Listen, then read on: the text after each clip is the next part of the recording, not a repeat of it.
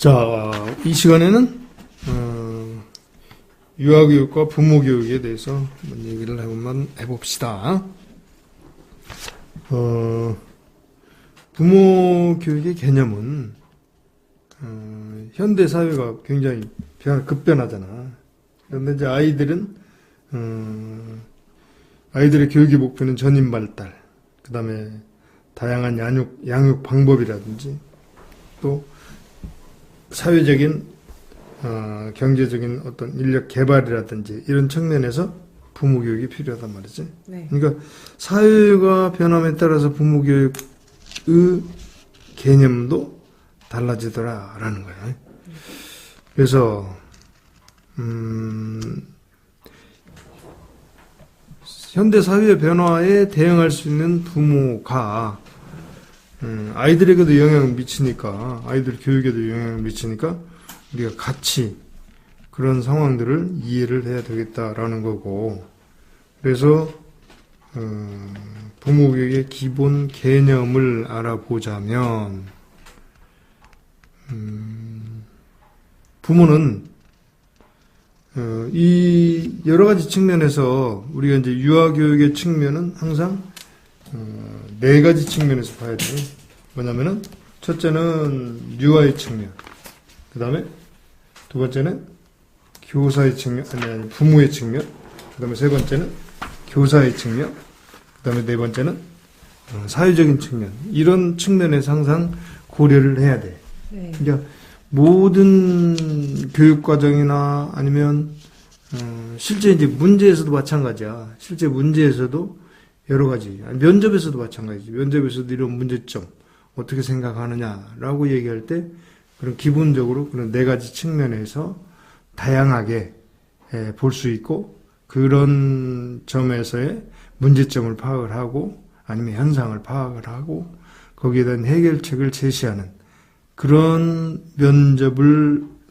면접에 답을 제공하거나 자기 의견을 얘기했을 때 그래도 상당히 교사로서 좀 다양한 생각을 하고 있구나, 좀 오픈되어 있는 그런 생각을 가지고 있구나 라는 것을 교사가 어필을 할 수가 있어요. 그래서 그런 측면에서 마찬가지로 부모 교육의 개념을 보면은 우선 아이들의 개념에서부터 봐야 되지. 네. 그러니까 아이들의 측면에서 보면은 아이들은 우리가 이미 보았던 것처럼 아이들은 그런 발달 단계에 따라서 그 부모에 대한 여러 가지 영역별로 그런 교육 발달 영역에 따라서 달라진다는 걸 우리가 알아야 되고, 그걸 이제 우리가 쭉 앞에서 이제 배웠었잖아. 네. 예를 들어서 아이들에게 발달 초기의 경험이 기초를 형성한다든지, 기초성이라든지, 아니면 그 발달 단계의 적기성, 제때해야 된다라든지, 이런 것들을 우리가 아이들에 대해서는 얘기를 했었잖아. 그 다음에 부모가 아이들에게 영향을 미치는 것은 아동의 양육도 한단 말이지. 그리고 사회화를 담당하는 그런 주체이기도 하잖아. 부모가. 네. 그래서 이제 부모 교육이 필요한 거예요. 아이의 측면에서 이제 부모를 보면은 부모는 사회화를 담당하는 그런 주체가 되고, 그 다음에 이제 아이의 발달 단계의 아동기를 우리가 이해를 해야 되고, 이것도 이제 부모가 알아야 된다는 거야. 네. 발달 단계를 알아야 되고, 그 다음에 양육을 하는 사회화를 담당하는 주체이기 때문에 그걸 알아야 되고, 세 번째는 요즘에 이제 얘기하는 인권 문제. 네. 그래서 인권 문제도 아이에게도 인권이 있다라는 거지. 아동의 인권은 뭐야? 생존권하고 발달권이야. 그것을 보장받을 수 있는 거야. 그러니까 아이들은 힘이 없잖아. 네. 그러니까 이것을 누가 하냐? 부모가 해야 되겠지. 아이들의 생존권이나. 그러니까 아이들의 측면에서 보면은 이런 세 가지 정도 얘기를 할 수가 있겠고, 그 다음에 부모의 측면에서 보면은 부모 교육의 필요성은 당연히 첫 번째는 부모 역할에 대한 교육이 어디서 받아본 적이 사실은 없어. 그냥 부모가 됐어. 이제 그래서 사실은 이런 부분을 이제 부모의 역할이 필요한데 그 준비가 안 돼 있으니까 부모의 측면에서는 이것이 요구가 되는 거야. 그러니까 부모의 그 필요성이 부모 교육의 필요성이지. 그럼 이것을 누가 해야 되냐? 유치원에서 우리 교사가 해야 된다는 거지. 교사가 아이들을 교육을 위해서 효율적으로 더 아이들을 하기 위해서 부모가 그 역할을 또 담당해야 되기 때문에 부모도 그 단계에 이해를 해야만 된다는 거지. 그래서 부모가 역할이 중요하고, 그러니까 특성이면서 뭐 필요성을 얘기할 수 있는 거야. 그다음 두 번째는 부모가 역시 부모도 또 성숙을 하는 거야. 부모도 평생 전생에 있어서 전인교육은 전생에 있어서 다 발달을 하잖아. 또 성숙을 하고. 그래서 부모도 마찬가지로 부모로서의 역할, 그러니까 자녀가 있는 부모로서의 역할은 처음이기 때문에 같이 성숙을 하는 거야. 그러면 이것도 시행착오가 있을 수 있으니까 이것은 유치원과 그래서 같이 유치원과 같이 일하는 것은 우리 교사와 같이 이렇게 해결을 해야 된다라는 거지. 그래서 이것도 이제 부모 교육의 필요성 중에 하나고 두 번째가. 그래서 반드시 부모가 자신의 성숙을 위해서도 이 부모 교육이 필요하다는 거지. 그다음에 세 번째는 전통사회에서는 이미 핵가족이 아니었기 때문에 부모 교육이 이 자체 가정 자체에서도 다 이 교육이 다 이루어지고 서로 전수를 하고 이걸 다 역할을 부모 역할을 하고 다 이걸 보고 알았단 말이지. 그러나 이게 지금 전부 핵가족 시대가 되면서 가족 구성원들이 전부 줄어들어 버렸어. 그러다 보니까 핵가족 현상에 의해서 이런 역할들이 더 필요하게 된 거죠. 이건 뭐 당연한 거야, 사회가 변함에 따라서. 그래서 부모 교육이 필요하다는 것을 뭐 말할 필요가 없고. 그 다음에 또 하나는 이것도 이제 사회 변화인데 1980년대 이후에 여성 여권 신장에 의해서 여성도 자기 생활을 해야 된다는 거. 여자들이 밖에 나와서 일을 하는 경우가 많아져서 여성들의 양육뿐만 아니라 또 남성들의 양육을 같이 해야 되는 그런 상황. 그러니까 성평등 아니면 역할 평등이라든지 이런 교육도 부모들이 이제 어쩔 수 없이 우리가 받아들여야 되는 그런 상황이다. 사회가 많이 변하니까 이런 어떤 기본적인 그런 개념들도 변하더라. 그런 얘기지. 그리고 다섯 번째는 여성이 사회에 참여하고, 이것도 마찬가지지. 이제 이 여성 해방은 여권 신장뿐만 아니라 사회에 이제 참여, 그러니까 일을 한단 말이지. 그래서 일도 해야 되고 또 가정에서 엄마 역할, 사회에서는 직장인으로서 역할을 해야 되기 때문에 역시 취업 부모들의, 취업 엄마들의 변화에 의해서 이것도 같이 이제 남자도 부모의 역할, 육아나 이런 것도 해야 된다는 거죠. 그래서 이러한 것들을 또 교사가, 유치원에서 교사가 또 심지어는 한부모 가족이라든지 이런 것들까지도 여기에서 유치원 교사들이 또 담당해야 될 부분이다. 부모 교육이 담당해야 할 부분 중에 하나예요, 이것도. 네. 그리고 여섯 번째는 하나의 문제점 중에 하나가 뭐냐면은 부모의 역할이 딱 고정돼 있잖아. 근데 이제 고정돼 있는데 이제 너무 이제 오픈이 되어 있다 보니까 바람직한 아주 이상적인 그런 부모상이나 아니면 부모 역할, 아주 비현실적인 그런 이미지 이런 걸로만 돼 있어. 실질적으로 그렇지 않단 말이지. 그래서 이거와 현상과 아니면 이상과 실제에서 오는 문제점 이런 것들이 이제 누구 엄마는 이래야 된다라든지 아빠는 이래야 된다라든지 사실은 그렇게 되게 힘든 거야.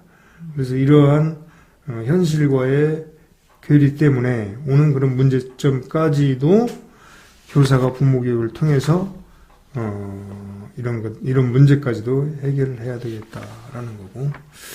그다음에 또 교사의 측면에서 보면은 교사는 이제 이런 문제점들을 아이의 문제뿐만 아니라 부모의 문제까지도 교사는 이런 것들에 아이들의 발달 단계에서의 꼭 필요한 것 아니면 부모들의 이런 상황들 이런 것까지도 교사는 교육을 해야 된다는 거지. 그래서 교사가 부모 교육을 해야 되는 것은 발달 특성에 맞는 아이의 기준을 부모들에게 알려주는 거잖아. 네. 그 다음에 두 번째는 부모 교육을 통해서 교육 현장에서도 알려주는 것뿐만 아니라 부모에게서 우리가 또 도움을 받는 거야. 정보라든지 아이와 가는 것 아니면 동화책을 읽어주는 거라든지 또 수업에 직접 참여하거나 뭐 이런 것들도 해서 서로의 상황들을 이해할 수 있는 그런 측면이 있지. 그리고 세 번째는 부모 교육을 통해서 부모하고 또 교사하고 서로 긴밀한 유대관계를 형성해서 아이들의 교육에 도움을 받을 수 있도록 한다. 또 이제 우리가 교육에서 또 놓치지 말아야 될 것이 사회적인 측면이야. 사회라는 것은 가족 이외의 환경이야. 산업화 도시화, 가족 해체, 초기 교육, 뭐 이런 초기 유학이라든지 이런 것까지도 우리가 지금 직면하고 있잖아. 그래서 이런 때에 부모들이 양육 방식 이런 때에도 그런 사회와 그런 관계에 대해서도 우리가 잘 대처를 해야 되겠다. 그래서 이제 사실은 가치관이 흐트러져 버렸잖아. 그래서 어떻게 되는 거야 이거? 어떻게 해 이거? 교육이 어떻게 해야 돼? 그런 걸 이제 아노미 현상이라고 하는데, 그런데 이제 그런 어디에 목적을 둬야 될지 그런 혼란이 있지만 사실은 아까도 얘기했지만 바람직한 그런 가치관 뭘까? 아이들에게 발달 단계에서 충분히 우리가 앞에서 아동의 특성을 보았던 것처럼 그런 것들이 다 아이에게 부족함이 없이 다 발달 단계에서 다 충족될 수 있도록 도와주는 것이 중요하지. 그 다음에 두 번째는 이제 가족이 여러 가지 유형이 있기 때문에 역시 부모도 역할이 다 어려운데 각자 이제 그 상황에 따라서 부모들이 역할을 할 수 있도록 해주는 것이 교사의 또 임무이다. 교사가 그 부모 교육을 해야 될 이유가 생기는 거야. 가족 유형이 달라지기 때문에. 그 다음 세 번째는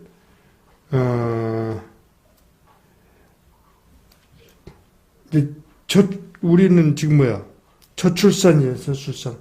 출산하지 안 하려고 하는 거. 저출산 고령화 사회에 이건 사회적인 문제. 사회적인 문제인데 이런 후세대가 없어진다는 것이 문제니까 이것이 우리 유아 교사들이 나중에 일자리도 없어져. 아이들이 없어지면. 그렇죠. 그럼 그것도 큰 문제야. 사실은 이런 우리가 그냥 넘길 수도 있는데 사실은 유아 교사들이 그 아이들의 중요성 아니면 우리가 사회가 제대로 유지가 되려면은 누구나 국가나 이런 데서 다 관심을 가져야 되지만 유아 교사가 또 부모들하고 바로 가까이서 접하니까 이렇게 아이들을 더 낳을 수 있도록 하는 거 이것이 문제점이라는 것을 상기시키는 것도 부모의 역할이다라는 거야. 그 다음에 또 아까 마찬가지야. 부모들이 취업을 해서 양육자가 양육 역할을 잘 못하는데 그 역할을 사실은 교사들이 그걸 해야 된단 말이지. 그러니까 이것도 부모와 교사가 같이 상호작용을 해서 아이들의 교육에 도움이 돼야 되겠다라는 거야. 그것도 문제점이면서 이제 교사가 해결해야 될 문제. 앞에서도 이제 언급이 되었던 거야. 그리고 이제 5번째는 국가 차원에서 인적 자원의 효율성을 고려해 볼 때는 부모 교육이 필요해. 왜? 그게 이제 부모 교육을 통해서 아이들에게 우리가 부모가 그런 걸 해결하지 않으면 또 국가가 돈을 들여서 복지를 해야 된다든지 뭐 이런 걸 해야 된단 말이지. 그러니까 부모 교육을 통해서 이것을 서로 분담을 하고 이거 할 수 있도록 하는 거야. 그래서 부모 교육이 어떻게 보면 아무것도 아닌 것 같지만 국가 발전의 원동력, 또 국가에서 재원을 조금 투자하고 더 효율적인 그런 아이들의 교육에 도움을 줄 수 있도록 하는 거지. 그 다음에 부모 교육은 뭐야? 사회문제 예방 차원에서 중요하지. 아이들을 제대로 잘 커갈 수 있도록 부모들에게 도움을 주는 거야. 자, 그러면 부모 교육의 그런 필요성과 필요성을 이제 우리가 얘기를 했어. 사회적인 입장, 그다음에 부모 교육의 효과, 부모 교육 효과는 뭘까 그럼? 부모 교육의 필요성은 이제 아이들의 입장, 부모의 입장, 사회적인 입장, 그다음에 교사의 입장에서 우리가 얘기를 했는데 부모 효과는 뭐 이런 문제들을 다 해결할 수 있는 거야. 아이들에게 있어서는 안정감을 주고 그다음에 발달 단계에서 제대로 할 수 있도록 하는 거지. 그 다음에 부모들에게도 역시 안정감이 있고 사회에 기여할 수 있도록 하는 거고 또 교사도 역시 도움을 받고 또 부모들에게 필요한 것들을 교육함으로써 보람을 느끼고 그렇지? 아이들에게도 더 좋은 그런 발달을 잘할 수 있도록 도와줄 수 있고 뭐 이런 단계. 그럼 사회에서는 국가에서 해야 될 일들을 우리가 교사가 부모 교육을 통해서 인구 문제를 해결할 수 있다든지 상당히 큰 범위에서 측면에서 얘기를 하는 거야. 그 다음에 범죄를 또 예방할 수 있는 거라든지 아니면 복지를 또 대신하는 거야. 이 적은 예산을 가지고 효율적인 복지를 대신할 수 있는 그런 것이 이제 효과라고 볼 수 있겠지. 자, 그럼 부모 교육의 이제 이론적인 체계를 한번 보면은 이론적인 체계는 뭐냐? 드레이커스가 민주적 부모 이론을 얘기했는데, 자 이제 부모 교육을 이론이라는 것은 여기서는 교사가 어떤 방법을 취하냐, 아니면 부모가 스스로 아이들을 교육하는데 어떤 방법을 취하는지 이런 걸 우리 관점을 본 거야. 그래서 드레이커스 같은 경우에는 민주적 부모 교육 이론 이렇게 얘기했는데, 자, 이 민주적 부모 교육 이론이라는 것은 뭐냐면 뭘까? 아이들을 민주적으로 평등한 인간관계를 형성하려고 하는 것이요. 그러니까 민주적 부모 교육 이론은 아이와 부모와의 관계에서 서로를 존중하고 상호 존중하고 또 의사결정도 스스로 결정할 수 있는 민주적인 의사결정을 통해서 아이들이 책임감 있는 아동을 만드는 것이 그게 이제 그걸 강조를 한 거야. 네. 그럼 부모 교육에서 사실은 부모가 어떤 행동을 해야 된다는 거야. 아이들의 교육하는데 부모의 입장, 아니면 아이들의 입장, 아니면 아이들을 교육하는데 어떤 형태가 돼야 되냐, 민주적인 형태가 돼야 된다라는 거야. 그러면 그 민주적인 형태는 어떻게 해야 되냐? 사실은 교육은 그냥 가만히 있는 상황에서가 아니라 어떤 관계에서 아니면 대화에서 아이들의 행동이 일어난단 말이지. 그러니까 아이들의 행동에 대해서 어떻게 반응해야 되냐라는 것이야. 그러니까 유아의 어떻게 보면 교육이니까 잘된 행동 우리가 칭찬하고 격려하면 되잖아. 근데 그건 교육을 할 필요가 있어 없어? 없어. 그냥 칭찬하고 격려하면 된단 말이야. 그러니까 교육에서는 어떻게 잘못된 것을 좋은 방법으로 민주적인 방법으로 바로 잡아야 돼요. 행동의 결과를. 이제 그러기 위해서는 그래서 유아의 잘못된 행동이 나타날 때 어떻게 대처를 하느냐.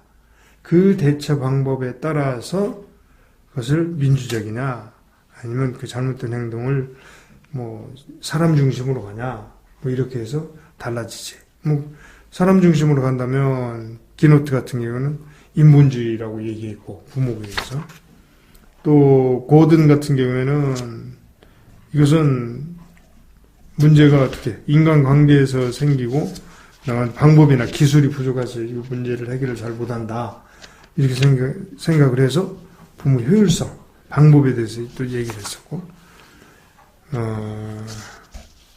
그 다음에 이제 그런 것들을 그 다음에 누구야 번 같은 경우는 뭐야 서로 상호 교류가 잘 안 돼서 그렇다 뭐 이렇게를 얘기하는 거야. 그래서 그 문제 해결을 하기 위해서는 상호 교류를 잘해야 된다라든지 그렇게 해서 각각의 관점들이 이제 달라진 거야. 그리고 이제 마지막에 이제 뭐야 딕 메이어나 맥케이 같은 경우에 이런 걸 전부 다 사실은 우리가 보는 관점들이 문제가 해결하는데 민주적이냐 아니냐 아니면 사람 중심으로 문제 해결을 하려고 하느냐 아니면 어떤 방법에 있어서 효율성을 얘기를 하거나 아니면 서로 의사소통이 안 되고 상호 교류가 안 돼서 상호 교류를 해서 해야 된다라든지 이런 것을 모두 다 종합적으로 하는 그런 스텝 프로그램에 의해서 해결을 해야 된다고 이렇게 크게 4가지로 우리가 알아볼 수 있어. 그래서 하나씩 알아보자 그럼.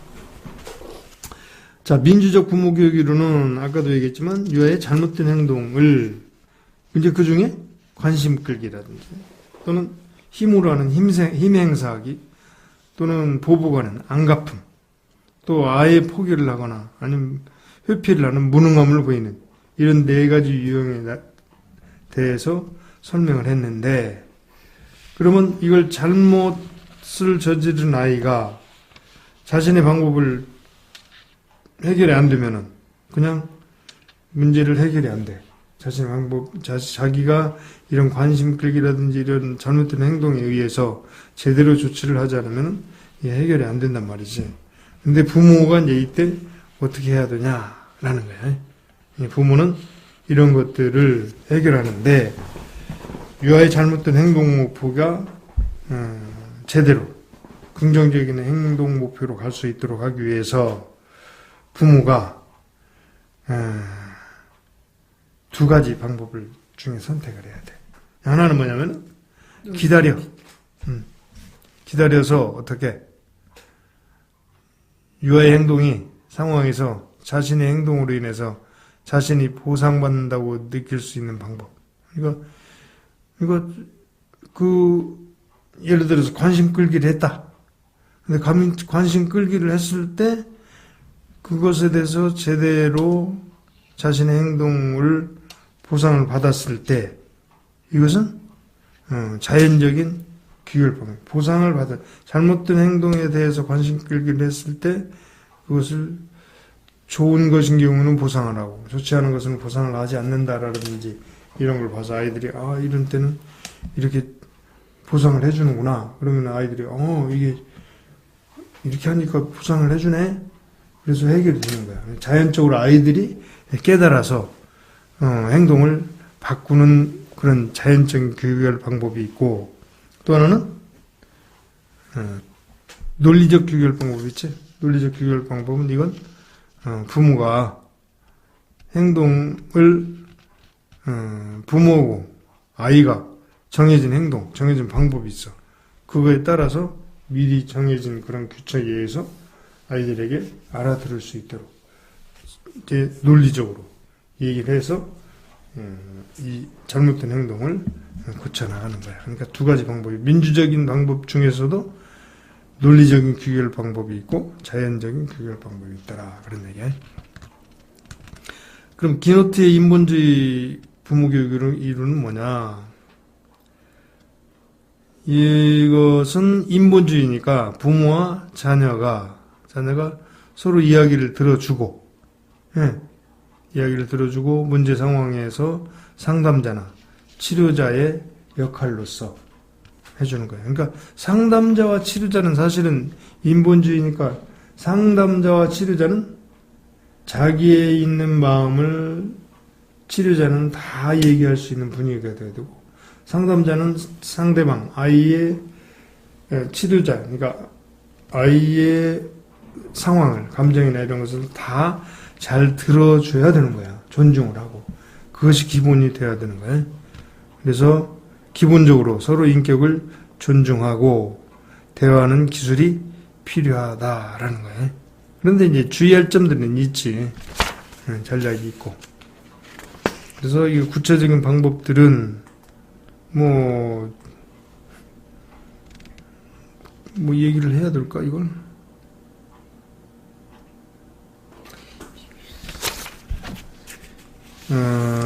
이제 이런 단계에서 우리가 하나하나의 세부적인 내용들이 있지만 사실은 양육 원리는 교육과정 단계에서는 아이들에게 이런 것을 경청하거나 아니면 상담을 하는데 제일 먼저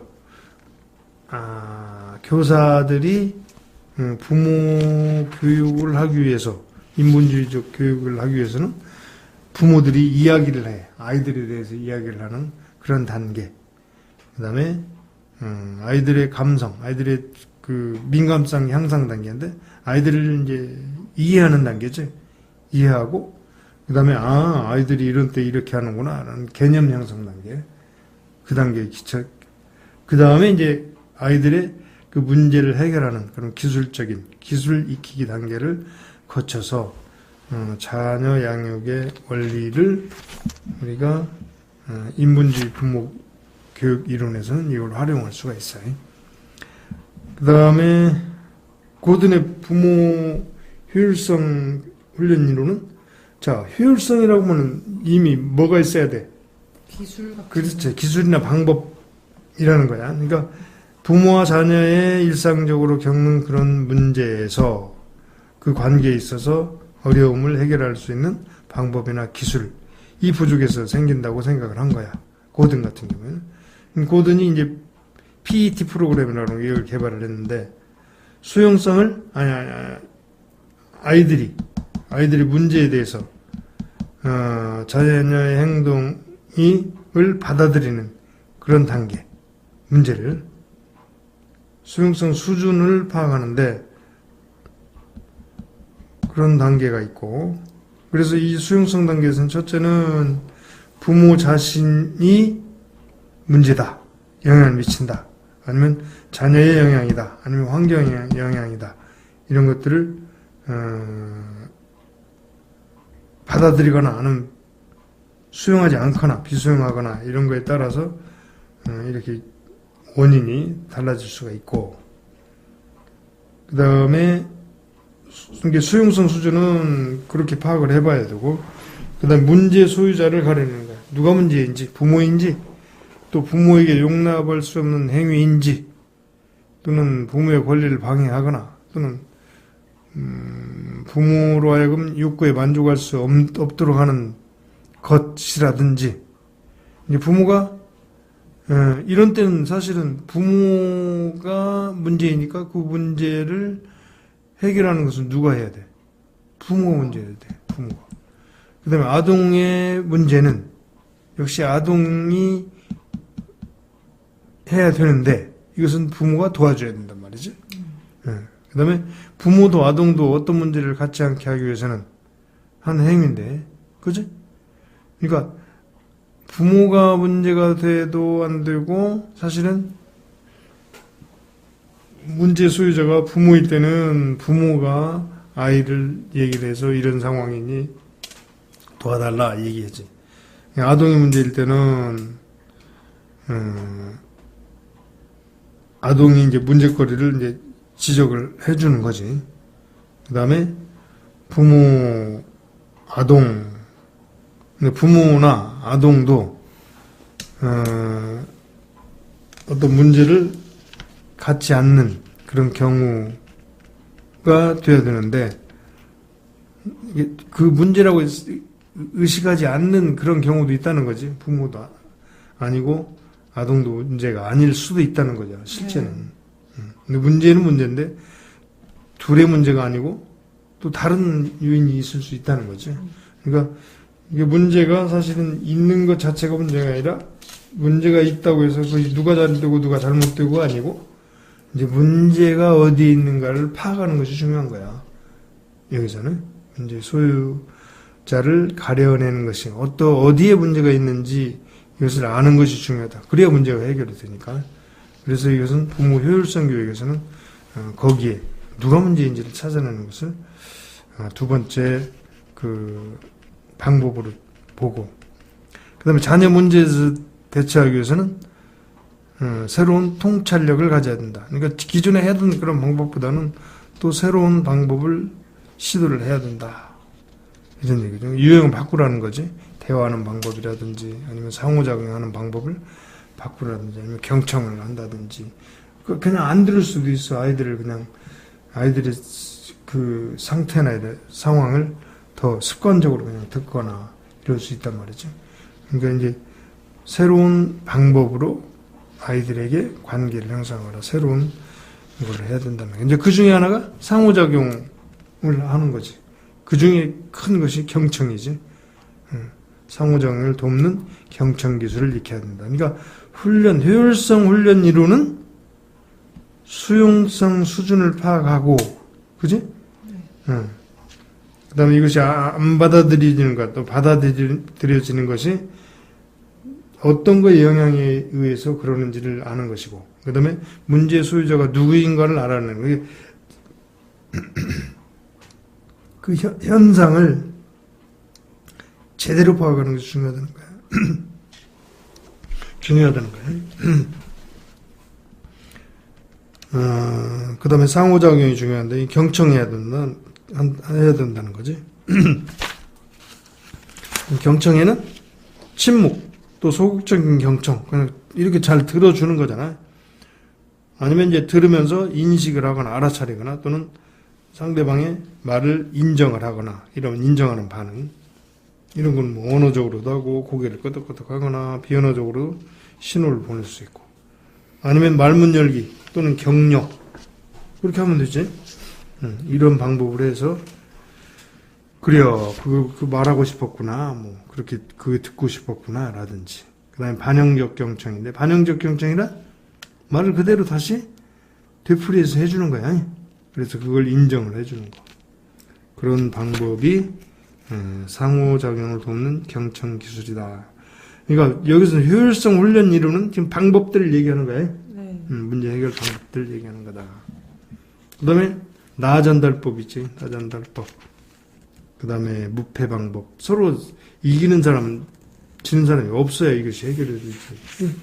이 방법에서는, 문제 해결에서는 그래야 되겠다. 그 다음에 번의 상호 교류 분석은, 자, 이제 문제를 어떻게 해, 이제. 문제를 해결하는 방법 중에 서로 교류를 해야 되겠다. 그래서 상호 분석 이론인데, 상호 분석 이론은 환경, 인간과 환경과의 상호작용, 또는 이것뿐만 아니라 가치관, 신념, 또는 이해 정도, 인성, 이런 거 다 영향을 미치잖아. 네. 그래서, 제일 중요한 것은 아이들이 자율적인 자극의 욕구를 가지고 있기 때문에 스스로 결정할 수 있다고 하는 것이 제일 중요해요. 상호 분석이로는. 그래서 아이들에게 번 같은 경우에는 인성구조가 모든 아이들에게, 모든 사람들에게, 성인도 마찬가지, 자아가 있다. 어린이 자아 상태가 있고 성인 자아 상태와 부모 자아 상태가 있다라고 보통 얘기를 하지. 그래서 이런 부분에서는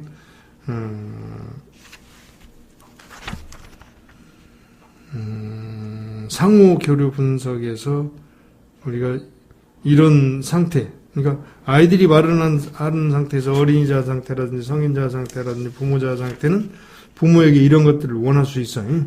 그러니까 거기에 적절하게 대응을 해서 아이들이 원하는 것이 성인이냐, 이성적으로 할 수 있냐, 아니면 부모에게 양육이나 아니면 의지를 하려고 하느냐, 아이들이 말하는 것이, 아니면 아이들 스스로 자기가 해야 되려고 하느냐, 이런 걸 잘 파악을 해서 거기에 적절하게 대처를 해야 되겠다. 그래서 유동성, 유연성, 이런 것들이 필요하다. 상호 교류의 종류는 이런 것들이 자아 상태들이 보완적인 상호 교류가 있을 수 있고, 상호 교류하는데, 그러니까 자기가 원하는 것으로 다시 보완할 수 있는 거야. 그래서 더 자극이 보완이니까 뭐야? 같은 반응이 일어난 거예요. 성인 자아 상태 얘기를 했을 때 그걸로 그대로 받아주면은 보완이 되는 거야. 상호 보완적인 교류지. 그러나 어떤 때는 교차적인 상호 교류가 있을 수 있어. 부모 자아 상태로 얘기를 했는데 부모로서 아이들에게 원하는 걸 얘기를 했는데 아니면 성인 자아 상태로 대응을 한다든지 그러면은 거기에서 어긋날 수 있잖아요. 그래서 이런 때는 그냥 대화가 끊어지겠지. 그래서 교차적 상호 교류는 빨리 파악을 해야 돼. 이것이 아이들에게 전혀 다른 쪽이 될 수 있으니까 대화가 계속 진행될 수 없겠지. 그 다음에 잠재적 상호 교류가 있는데 실제적으로 말하는 것을 구체적으로 하지 않고 그 이야기 내용 속에 의미를 담을 수 있다라는 거지. 그런 것도 잘 알아차릴 수 있어야 되겠다라는 거고. 딩크메이어와 맥케이 같은 경우는 이런 것들을 전부 다 종합해서 하는 그런 스텝 프로그램에 의해서 아이들의 문제를 해결하기 위해서 이런 방법들을 쓰는 거다. 부모와 아이들의 관계에서 교육을 하는데 종합적인 걸 쓰는 것이 좋겠다라는 그런 얘기야. 아마 이게 이제 거의 다 전체적으로 얘기가 된 것 같아. 여기까지. 그 다음에 유아교육기관에서의 부모교육은 실질적으로 집단으로 실시하는 부모교육 방법은 뭐가 있냐? 집단은 강연회를 통해서 할 수 있지. 그 다음에 집단 상담을 하거나, 그 다음에 공개 토론회를 하거나, 좌담회, 집단 토론, 분단 토의, 단막극, 역할극, 이거 어렵지, 사실은 이런 것들은. 아니면 일일 교사, 이런 형태에서 할 수 있겠다. 그래서 개별적으로는 교사가 부모하고 개인 상담을 통해서 하지, 전화로 하거나, 아니면 전문가하고 하든지, 이렇게 할 수 있는 방법이 있고. 이 정도 얘기하면 되겠어. 크게, 중요한 건 없는 것 같다. 여기까지. 수고하셨습니다.